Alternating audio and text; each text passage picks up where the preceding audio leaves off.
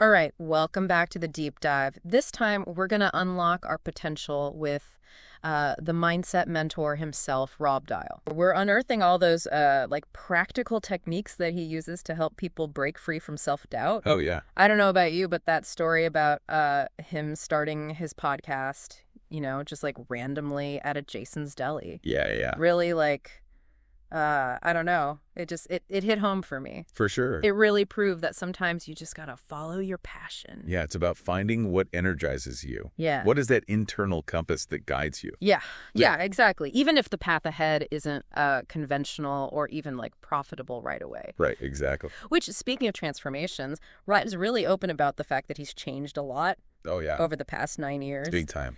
And he even compares personal growth to like the Chinese bamboo, Right. years of unseen effort and then bam, all this sudden growth. Yeah, it's a great analogy because it reminds you that it takes consistent effort to change. Yeah.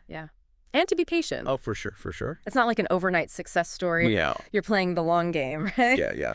I gotta say, though, one of the things that really surprised me was how he talks about ADHD. Yeah. Like, he actually calls it a low BS meter. What? Yeah. He's basically saying it's not a deficit. It's actually like a pathway to hyperfocus, right? That's interesting. So he's suggesting that what's traditionally seen as a disorder can actually be a strength Yeah. if it's channeled in the right direction. Yeah, if you're passionate about something. That makes you think, how can people with ADHD manage the challenges, but, also really harness that focus? Yeah, for sure. Now, you ready for this? Yeah, hit me. Okay.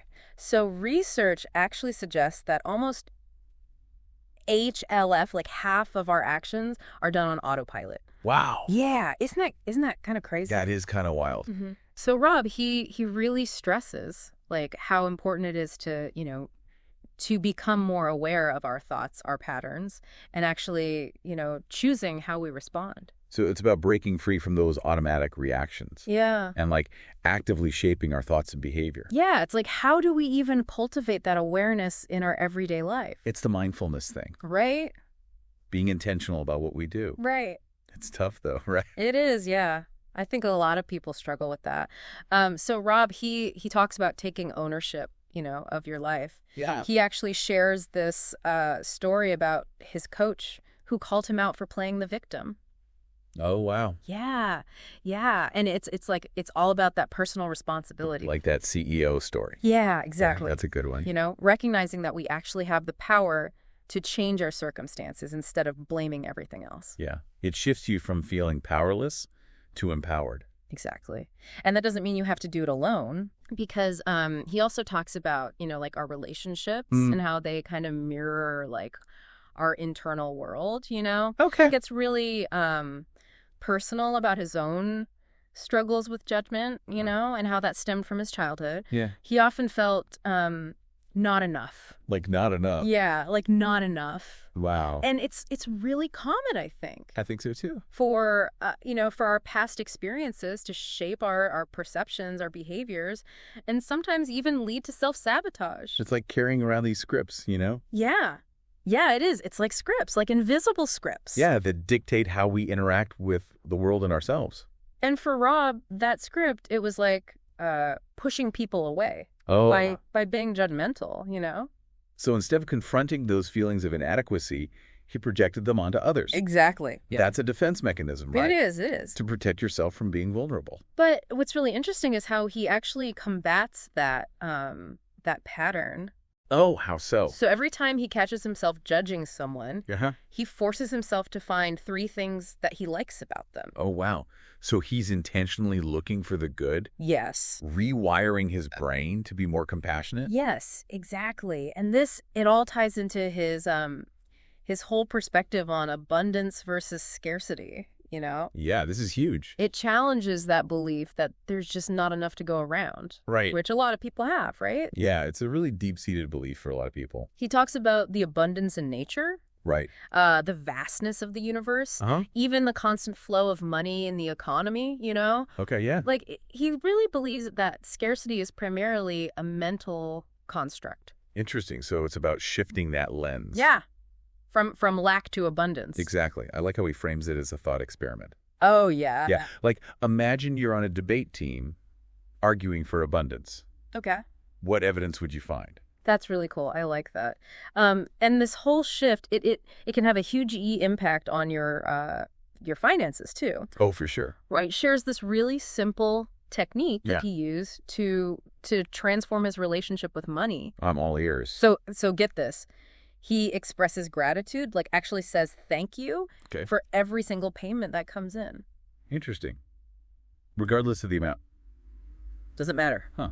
$1, $5, $500. Doesn't matter. So it's about acknowledging the flow. Yes. Not focusing on what's missing. Yes, exactly. And then he brings up this concept called future pacing. Future pacing. Okay, I haven't heard of that. So this is where it gets really interesting. Okay. Okay, so picture this. You write from the perspective of your future self. Wow. The you who has already achieved all your goals. That's wild. Yeah. Right. Yeah. So you're basically bypassing fear by, vividly experiencing the feeling of accomplishment. So you're tapping into visualization. Powerful stuff. And research actually shows that just by imagining ourselves doing something, like an action, Yeah. it actually creates new pathways in our brains. Wow. Yeah. Crazy, right? Yeah. It's like priming us for success. So we're creating a mental blueprint. Yeah, you are. You're creating a mental blueprint for the future you desire. I love that. And Rob, he shares how he used this technique to plan a big event. Huh. And it was like the whole plan just flowed effortlessly from his mind. Wow, so it's like his future self was guiding him. Yeah, it's like he's tapping into the source of wisdom and guidance that's already inside him. Amazing. And he says this line that really it stuck with me. He says, "We are literally capable of feeling the future right now, in this moment." Powerful. Yeah. But think about it. How often do we focus on the negative, The what ifs. yeah, like the anxieties, worst case scenarios. Creates that paralysis. It does. But what if instead of feeling that fear of failure, But chose to feel the excitement of success. right, the joy of achieving those goals? Yeah. It's about intentionally shifting your focus to the positive. It's like choosing which future you want to experience. Yeah.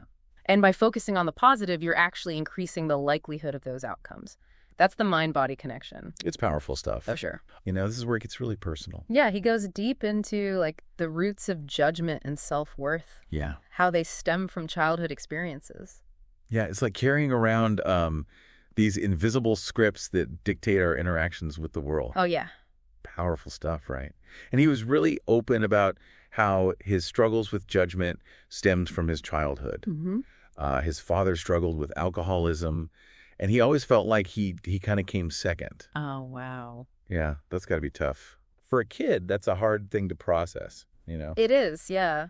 And what's interesting is he recognized that, feeling less important led him to actually judge others. So it's almost a way to elevate himself. Yeah, it's like a defense mechanism, right? Yeah, a way to compensate for those insecurities. Right, exactly. But it doesn't actually address the root of the problem. No, it's like a Band-Aid on a wound that needs stitches. It is. But what I found fascinating was his strategy to break free from this. He realized he couldn't always control that initial judgmental thought. Right. But he could choose his second thought. Oh, interesting. So how did he do that? He made a conscious effort to find 3 things he liked about that person he was judging. So instead of focusing on the negative, Yeah. he intentionally shifted his focus. Yeah. It's like hitting the reset button. It's retraining your brain to see the good. Yeah. And that compassion, it also extends to ourselves. Oh, absolutely. Rob talked about how he spent years building walls around his heart, Yeah, I can relate to that. afraid of getting hurt. Makes you feel safe, right? Yeah. It's like he describes it as like being an island, An island. comfortable being alone, isolated. Yeah. And it wasn't until he met his wife, who he describes as his anchor, Okay. that he really began to understand what true love could be. Sounds like they had very different approaches to love. They did, yeah. So Rob, he had to learn to slow down. Let himself warm up to her love. Yes, instead of feeling threatened by it. Wow, retraining his nervous system to recognize love as safe? Yeah. That must have been a huge shift for him. Yeah, but as he opened up and allowed himself to be vulnerable, he experienced a level of intimacy and connection he never thought possible. It's powerful, right? Hmm. True love, it's not about finding the perfect person, No. It's about finding someone who loves you for your imperfections. And lets you love them back, flaws and all. Exactly. Now let's talk about Rob's journey with money. It was so refreshing to hear him talk so openly about his past struggles with scarcity, even having like negative balances in his bank account at one point. I think his transparency is what makes it so inspiring. Yeah. It really shows that anyone can transform their relationship with money. Yeah. It's a skill set. It is. Something you can learn and develop. So what was his turning point? How did he shift from that scarcity to abundance? So he realized that his scarcity mindset, it stemmed from his childhood. Okay. He remembered hearing his mom say things like, "We don't have enough money," or "I can't buy you that, we can't afford it." It's crazy how these messages we hear as kids become ingrained in us, The power of our early environment is huge. Yeah, but the good news is that we can consciously choose to rewire those beliefs. We can. We just need to be aware of them first. Okay, so how do we do that? How do we cultivate a more abundant mindset? Well, Rob talked a lot about gratitude. Okay. He made a conscious effort to express gratitude for every payment that came in. So it's that whole thing of what you appreciate appreciates. Exactly. The more gratitude he felt, the more abundance he attracted. It's a beautiful concept. And it can apply to every area of life, not just money. Yeah, absolutely. He even keeps water, crackers, and dollar bills in his car to give to homeless people. Oh, wow, that's so cool. It's like he's acknowledging the abundance in his life and sharing it with others. Yeah, true wealth isn't about hoarding. It's about sharing. And it speaks to that shift from scarcity to abundance, right? Yeah, when we believe there's enough to go around, Yeah. we're more likely to be generous and support others. Yeah. And from your experience, what are some of the common narratives you've seen that really block people from creating this abundance? I've heard a lot of limiting beliefs around money. Like one is that wealth is immoral. Oh, interesting. Or that rich people are greedy. Yeah, it's like we've been conditioned to believe that wealth and spirituality can't coexist. Right, exactly. So people feel guilty about desiring abundance. It's like they sabotage their own success because of this fear of what it means about them as a person. Exactly. It's about questioning that narrative. Challenging those assumptions. Yeah. We can be both wealthy and kind, successful and spiritual. It's about integrating all parts of ourselves. Absolutely. Yeah. And that's true abundance. Love it. And speaking of reframing our perspective, Rob shared this analogy that I really connected with. He compares life to a video game where personal growth is all about leveling up. I like that. Overcoming those challenges, to reach new heights. It's a fun way to look at it. It speaks to our desire for progress. Yeah, and it emphasizes personal responsibility, right? Like being the CEO of your own life. Exactly. When we take responsibility for our outcomes, we empower ourselves to create the life we want. Okay, so what are some actions we can take to level up in the game of life? Well, first, we got to become aware of our thoughts and beliefs. Right, remember, almost half of our actions are on autopilot. Crazy. It is. So we need to cultivate that mindfulness. Pay attention to those stories we tell ourselves. Identifying those limiting beliefs that are holding us back. Okay. Actually writing them down. Asking yourself, is this really true? Is there evidence to support this? Or is it just a story? It's a great exercise. When we examine those beliefs, we often find that they're rooted in fear. Or past experiences that aren't even relevant anymore. Exactly. And then we can reframe them. Choose to believe something more empowering. Upgrade our mental software. Love that. And the more we practice thinking positive thoughts, the more they become our default. It's like creating new pathways in the brain. It is. But it's not enough to just change our thoughts, right? No, we got to take action. We talked about setting clear goals, developing action plans, breaking those big goals down into smaller, more manageable steps. And then being consistent. Showing up every day, even when we don't feel like it. It's not about overnight success. It's about consistency over time. Yeah. And celebrating those small wins along the way. Absolutely. Give yourself credit for the effort. Yeah. And speaking of powerful techniques, we have to revisit that future pacing. Oh, yeah. That was a good one. Visualizing yourself in the future, having achieved your goals, journaling from that perspective. It's like stepping into the shoes of your successful future self. Rob used it to plan a major event, and it just flowed out of him. Like accessing the wisdom of his future self. Exactly. And it reinforces that belief that we can achieve anything, Anything, as long as we're willing to put in the work. Yeah. Now, this whole conversation about mindset and growth ties into something Rob said that really resonated with me. He said, you need to learn to accept reality. That's a powerful one. Yeah, he talked about how he spent years trying to change the things he didn't like about himself. Battling those perceived flaws. Always fighting against them. That creates so much internal conflict. It does, it does. And it wasn't until he started to accept those parts of himself, the flaws and all, that he experienced true peace. He even calls those parts his rascal. I love that. It's like he made peace with his inner rascal. And it freed up so much energy. Yeah, and that's what self-acceptance is all about. It's not about condoning bad behavior. It's about recognizing that we're complex with both light and shadow. And embracing all of it. Yeah. Now, Rim shared this fascinating insight about the stories we tell ourselves. Okay. How they can shape our beliefs and behaviors. Right. And ultimately create our reality. He encouraged us to examine those stories. And ask, is this really true? Yes. Is there evidence? Yeah. Or is this just a story I'm telling myself? Exactly. He even suggested trying on different stories, you know? Like, how would it feel to believe something else? Yeah, yeah. What if instead of saying, I'm not good enough, right, you told yourself, I am capable and worthy? How would that change your actions? Yeah, it's about choosing the story you want to believe.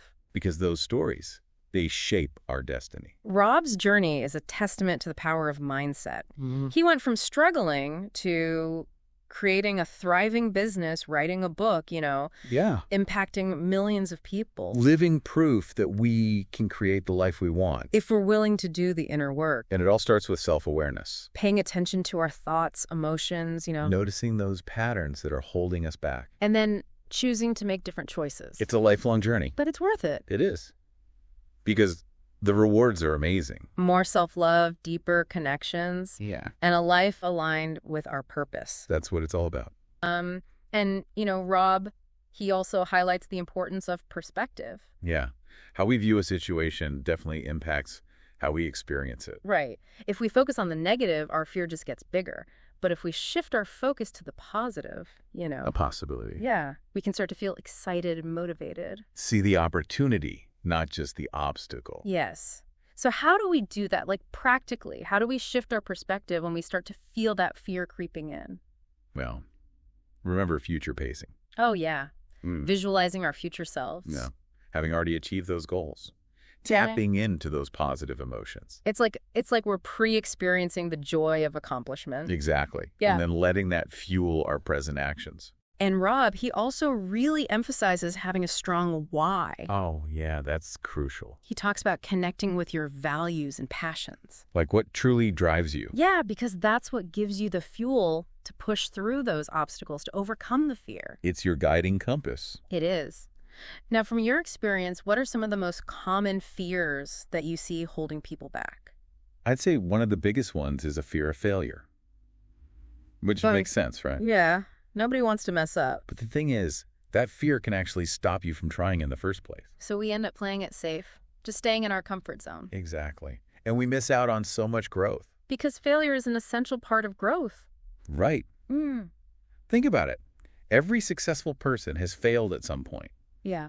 It's those experiences that make you stronger, that help you learn and adapt. So we can actually choose to embrace failure. Yeah. See it as an opportunity to learn and grow. Love that. And another common fear is the fear of judgment. Oh, yeah, that one's big. It's like, what will people think? That inner critic can be so loud. It can. But Rob reminds us that, you know, what other people think of us is none of our business. We can't control it. We can't. All we can control is our own actions. And how we choose to respond.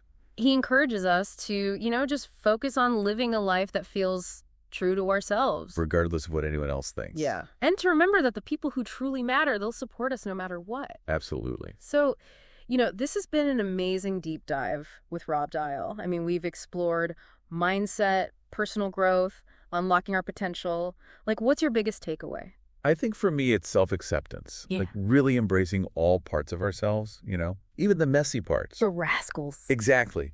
True transformation starts with loving who we already are. And it reminds us that this isn't about becoming someone else. It's about, you know, becoming the best version of ourselves. Like Rob said, you need to learn to accept reality.